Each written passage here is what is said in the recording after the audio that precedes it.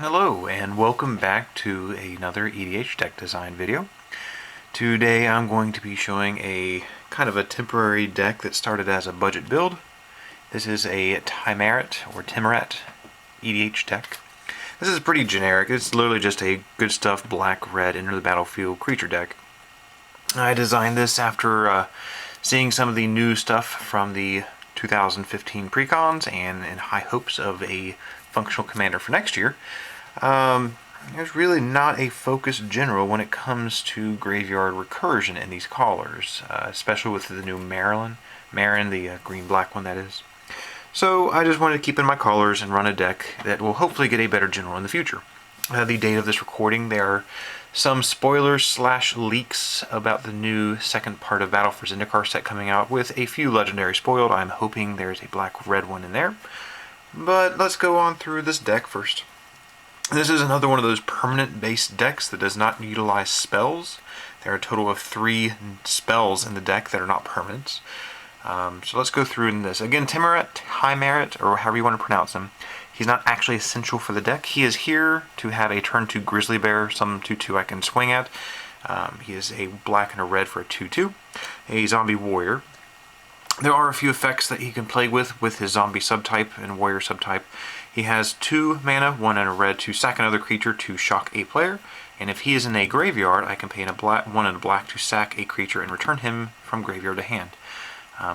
Not really super useful against a lot of powerful effects in the current metas that EDH is exposed to. He is mostly there to come out as an early chump blocker or swinging Grizzly Bear and a tricky sacrifice outlet that people may forget about because he almost always goes to the graveyard. Now, he is 1 creature. The rest, again, this is mass creatures. There are 39 other creatures in this deck, 40 total, including Timmy, or Tymaret, whatever. So most of these are just value creatures. He is the only 2 mana costing creature, so our turn 1 play is typically nothing. Turn 2 will always be him, and turn 3 will just go on and up. So we have value creatures. There's Burnished Heart, Pilgrim's Eye. Felden is really good at value. Again, there's high rate of things going to my graveyard. He will always have some nice trick. This is something that usually is considered a threat, so he will most likely die fast. Viashino Heretic does not actually enter the battlefield or cause effects, but he's a generically good creature. Dualcaster Mage, same. Liliana Spectre is weird. This is something you usually see in a Bounce Flicker deck. This is just kind of a filler. It's a nice 3-drop creature with a universal effect against all opponents. Coffin Queen's obviously in here for reasons. Grim Hadouken is another card draw mechanic. This replaced, I believe, Dark Prophecy? Or there's some kind of enchantment I had in here earlier, and when I realized that this was a card, it replaced that. Of course, this is something that we have to be careful with. It is forced draw, but it's still a reanimatable body. We have the Fleshbag variants, all 3, Fleshbag, Merciless, and Slum Reaper. We're on to the 4 drops here. Crypt Champion is one of my favorite generals to run in Pauper. It is something that, again, that's a giant stack of 3-drop cards. We can easily reanimate whatever one we want. Typically, he is held in hand and used at proper times when there's no good effects for the opponent. The glare's there. Let me read what he does. Essentially, he's 4 for a 2/2 double strike. When he comes into play, everyone gets a creature from their graveyard with the converted mana 3 or less back from graveyard to play, and then I have to sack him if I don't use red to cast him. This is a new card that's a little scary. The good thing is I can target anyone else's graveyard, but this is essentially just a pay X, draw X kind of effect where he has to die and X is equal to the number of creatures in the yard. Just have to be careful with that one. Flesh Wither, Writher. This is another fun generic mono black card you would see in creature-based strategies. This is one of those effects from Future Sight that has not actually been printed yet, or may never be printed, kind of like the Frenzy Sliver. Transfigure is a variant form of Transmute from the Dimir Guild. So we have a 4 for 3/3 horror.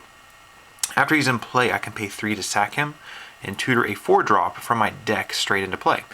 Like that. There's a huge package of 4-drops coming up, essentially that have general utility, so he becomes a very nice thing. Greyborn Muse, for example, is a Phyrexian Arena. She is also a zombie, so that's good to keep in mind with him. Then we have Disciple, which is a really common tutor target with the Flesh Writher. Agent of Erebos is another good thing. It's graveyard removal. There is about 13 other enchantments in the deck, so this is actually a very good card. We have some removal in creature form from Skinrender, Necrotal, and Flame Tongue, FTK for the win. And we have a singleton Artifact Destruction. I had more Artifact hate in here earlier. This is the only one that left because, again, I can tutor it with the Flesh Writher. I have no idea how to pronounce that. And a Solemn to wrap off the 4-drops. In a generic graveyard strategy where you're bouncing creatures in and out of your graveyard, this is a pretty good thing to include so you can start tutoring better effects. Same thing. And this is again another generic card draw engine. This one's actually a little slow for what this deck's trying to do. This deck has a very good rate of essentially becoming in parity with other creature-based decks. Basically going back and forth. Same things affecting wiping back and forth. Something like this may actually just be too slow, but it's still a good flying body, and there's not a lot of offensive creatures in the deck. Another removal. Another pseudo removal. This is more or less a rattlesnake card. The glare on this always makes it hard for people to read. It is a 5-drop 2/2 Phoenix. I can sack it anytime I want to do 2 damage to all creatures without flying, and on my upkeep I can pay 3 to get it back. Mind Claw is great.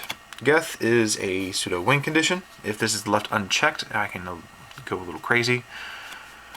Champion of Stray Souls is actually a new card I've never played with. A friend of mine got the precon, the black-green one, and he essentially just like steamrolled me with this guy. This can generate so much card advantage and effect if you cannot actually deal with this and a few other creatures, because you can sack a board, get other creatures back, and have enter the battlefield triggers.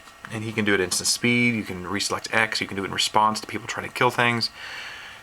This is a sleeper card I've never actually seen played. I remember when it got spoiled about a year ago, and I liked that it was a skeleton, but never actually played with it until just now. And it is a really good card, especially in this style of deck. Maskworm there is again has a considerable win condition, a big nasty creature. More card draw. This is a May ability, unlike the Grim Hadouken. We have Kokosho, which is another good win condition when it comes to flickering something in and out of the graveyard with reanimation effects and sack outlets. I have very bad opinions about this card. This is in here because I'm choosing to give it a go. When this got spoiled, I misread it, and I was super excited. This is essentially a very bad version of a Sun Titan kind of thing. It's 6 mana for 4/4 flyer, and when it comes into play, I get to reanimate a 3 or less mana costing creature, or from my graveyard to play, or from my hand to play. Gains haste, and at end of turn it comes back to hand. So, in my opinion, this was some kind of like Sun Titan for Rakdos. Granted, it's not a mythic or anything. The name Swiftworkite, I even thought this had haste in itself. There's just so many shortcomings on this card that it just essentially made me lose a lot of faith in it. I'm still giving it a play because, as you saw, I have a huge 3-drop package. But it does get me a card back from graveyard to hand, or gives me some kind of end of the battlefield trigger I can abuse. The haste on the attack is not really necessary, since this is most of the 3-drops are not aggressive, but it's still there for a little bit of recursion. We have Runescar for I believe the only tutor past Sidisi. A target removal that makes nice army. Another the first Grave Pact effect. And we have the 2 Primordials to top off the creature package, a Reanimation and a Theft. There used to be a lot of sacrifice outlets in here to take advantage of him. Those ended up not staying in the deck. That was just too slow. The fact that I didn't have any free sacrifice and the Theft at the same time didn't make very good for multiplayer. Let's get these guys over here. As I said, there are 3 spells in the deck. Let's get them right here. The only instant spell that has stayed in the deck is Wake the Dead. This is a fantastic card in a mass creature strategy, because even if there's just 4 or 5 effects in your graveyard, you can pay like 2 and however many effects you want, and on the opponent's combat step, pop them back, get the effect, let them die again. The good thing is they are sacrificed, they are not exiled, so you can do this more than once. Again, this can only be cast on an opponent's combat step. Do not let your opponents try to rush through that. You can always cast this spell no matter what. Opponent can skip through combat, but you can still cast this spell. Like, you can request to do it mid-combat even if they're not planning on doing combat that turn. The only instant.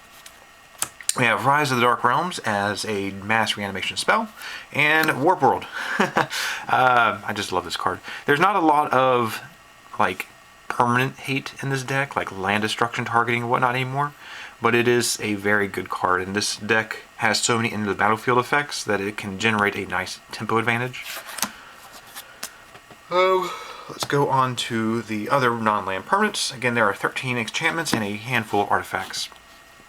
I'm not really doing combo in here anymore. I still have my Lazolda Dragon deck, World Gorger Dragon deck, but I'm tucking that away for a little bit. It's essentially, as usual, a combo deck gets a lot of hate, and the combo becomes known. But I'm still running the fun effects I like. The 3 enchantments that reanimate a creature, a cost-efficient enchantment. And this one can be played at instant speed. Phyrexian Reclamation is a very nice card advantage. A lot of people don't really recognize the potential what this can do, especially when you have a sack effect where you can repeatedly do it. 3 mana and 2 life to keep going nuts with a singleton creature. Phyrexian Arena for slow draw. Attrition is a very fantastic card. I had Mind Slash in here earlier. It's an enchantment with the same cost where I can sack to look at someone's hand and make them discard a card. This is the better one. This is a multiplayer deck, so target it, discard. It's not always the best, but this is a really good Rattlesnake to keep things off the board. Then we have the 2 Grave Packs to go with the Vampire, and a few Chaos effects. Again, I'm doing Warp World and a lot of Chaos. There's not a lot of spells, so this is rarely going to whiff. Warstorm Surge is a technical winning condition, although my creatures are pretty small. Grip of Chaos is another chaotic effect. This is a really goofy one that tends to get a lot of moans and groans, but it does shut down a lot of effects that neuter this style of deck. It's a 6-drop enchantment. What it does is any selectable target, like target this, target that, is reselected at random. For example, you destroy target permanent with this out, you roll a dice and see whatever permanent in play is a little target you go. It's important to remember that a spell on the stack can never target itself. So if someone counters a single spell, there's only one target to be reselected at random. Although if someone lightning bolts something in response to the counter spell, then there will be 2 targets, so 50-50 chance. Grave Betrayal is a very overcosted enchantment, but if it can't be dealt with, this can also just win the game. It's like the new Liliana, the flip one. It's her ultimate, essentially. Then we have a Whip as the final enchantment, which is, again, a little bit of reanimation. Soul Ring and a Wafer's Bauble are the only artifact accelerants. A Pyxis of Pandemonium is another chaotic effect. Again, this is mass permanence. We are less likely to whiff compared to everyone else. This is not a win condition like it was in a Zozu deck where it forces lands into play. But, again, this is something that usually just eats up removal. It messes up top deck tutors, and it's a very fun and janky card. Skull Clamp for obvious reasons. Sword of the Animist. I am doing Warp World. I want as many permanents in play as possible. It would be nice if I could ramp up to it faster. And Helm of Possession, again, because I like to sacrifice things. This is good if I had more theft effects like I had earlier taken out. Let's go on to lands. The lands are where I am still remaining highly budget. This deck started very cheap when I started it. So we have 8 non-basic lands in the budget range. We have a command tower. Actually, I need to take that back. I just literally took the lands out of my binder that I had. So we have a Command Tower, Smoldering Marsh, which is fetchable. I actually don't have a Blood Crypt in here, which I need to get. There are just the remaining fetches I had in my binder, then the cheapy ones. Terramorphic, Evolving Wilds, the Terminal Moraine, which is a slow, somewhere between Evolving Wilds and one of the Pandemoniums. Myriad Landscape for 2, and then I have these janky little high school colored lands. If anyone played back when white border cards were hated after seeing them, then you may remember when people would just color these in, like in junior high school. I used to do this all the time. My camera's not picking it up. This is actually purple, and then there's the red ones here. But yeah, they're just colorful. You do not want to do this in a competitive environment, in a tournament. I had a friend who actually spent a very absorbent amount of time making beautiful islands and forests for his, it was his Dr. Teeth deck. So it was swamps and islands. He spent a massive amount of time making this gorgeous, multi-colorful, going around lands. He took it to I don't think it was a GP or anything. Anyways, it was his first big tournament. His opponent saw the lands on turn 1, decided to take his deck and hold it up like that. And he saw the tips and he called a judge and he got him disqualified. So again, don't do that for competitive decks. This is casual jank. I do have a gigantic pile of cards. Again, this is such a generic deck that things come in and out all the time. So it will always be upgraded slowly. So let's show you what I had. Instead of Tymaret, or Tymaret, whatever you want to pronounce it, I had actually started this as a Barktooth Warbeard deck. It is a vanilla 6/5. get him out of here. Since I am running a lot of creatures, one thing that this deck needs is a haste effect to get in the combat zone. So I was actually going to run the Dragon Lord Kolaghan because it's essentially a haste effect for everybody. But since I don't actually have any 2-drops, I went back to Tymaret. There were earlier 2-drops in here. I had these 2 guys because they are artifact destruction. I can reanimate later. They did not make the cut. Same thing, I had my 2 dwarves to destroy target non-basic lands. I am doing multiplayer, and this tends to put a lot of hate on you. So they came out. I also was running a Phyrexian Revoker and the first rendition of this deck because this is a really good card. But again, in multiplayer, this is going to be a gamble. Unless someone specifically is running a commander with an activated ability, this is going to be a dead draw. And even when that one commander surfaces, it's like you're hating them out of the game. It's kind of rude. And then here's just a whole bunch of other stuff. Manic Vandal is another 3-drop artifact hate. He came out. Theft, a lot of the theft things came out of the deck because paying to sacrifice 2 extra mana was too slow. A signed Torchling. This is from a friend who got this when he was in, I think, Ohio last year. Anyways, he just knows that Torchling is one of my favorites, so he got me a signed one to go with all my foily ones, and I wanted to find his place for it. Sadly, it's too slow here. I will find a place for this, I promise. Thundermare, I love it. It's not good enough for the deck. Another theft effect, costs too much. A little bit too expensive, too slow. I wanted to put this in a deck because I just remember playing this back when this was new. I made a mono red creature aggro deck when this was the main win condition, when this was spoiled new. I love the card, but it's just not good enough here. The general really doesn't matter in this deck, so he doesn't do anything. This wipes half my board. Too slow, really. And I love this card, like desperately love this card, but people tend to take advantage of it by killing it when I don't want it to die. Again, this type of deck, if it lasts a first few turns or can compete with other ramp decks, it has a very good trend of getting to a state of parity, essentially neutering into a blanked out board, making longer games. This was in the deck because of that, because I did not want to actually get milled out. Sometimes I need my graveyard shuffled back in. This was too slow as another sack effect. Paying 2 mana to sack a creature, draw a card is great. That 2 mana activation, even though it's a 1-drop enchantment, just not fast enough. Same thing, this is really cool at filling the graveyard. There are 39 creatures in my deck I can discard. I can even combo this with Tymaret by popping him back to hand and then getting very slowly card advantage. Again, keep in mind, this is a zombie. It creates if I create blah blah blah. I'm getting this confused by this. Let me get him back here so I can actually explain that correctly. So somehow Timmy got in my graveyard. I can choose to sack a creature, pop Timmy to hand. I now have a zombie in my hand, so I can pay 2 with this enchantment, discard Timmy back to the graveyard. I will draw a card, and since he is a zombie, I get a token, which is then the creature I need to sacrifice to put him back to my hand. So this is a very slow interaction of essentially drawing and discarding Timmy over and over again, which costs about 6 mana. That is not good enough. But still, it is a nice way of just, if you're doing like zombie tribal, this is a very good card. This was what Grim Hadouken, the Harspecs, actually replaced. This is a very dangerous card. You can draw a lot of cards. This is really good if you're doing something like Prosh. Because this is an immediate effect. You can just choose to sack all your tokens as soon as this resolves. But you have to be careful because it is forced draw and forced life loss. Greed was too slow. I had an Erebos in here as well. He came out. Enslave, a very fun enchantment theft thing. I had a high number of enchantments when this started.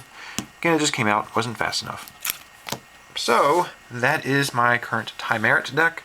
Again, I am hoping that at some point there's just a better general for this style of deck to come out. Just a grindy, attrition-y, creature-based Rakdos strategy. There's really no general that currently functions with this that is actually efficient to run. Like Lizolda and Tymaret, they offer cute effects, not really recursive effects. And that's not really good enough for EDH, in my opinion. Or at least for the multiplayer format that I play.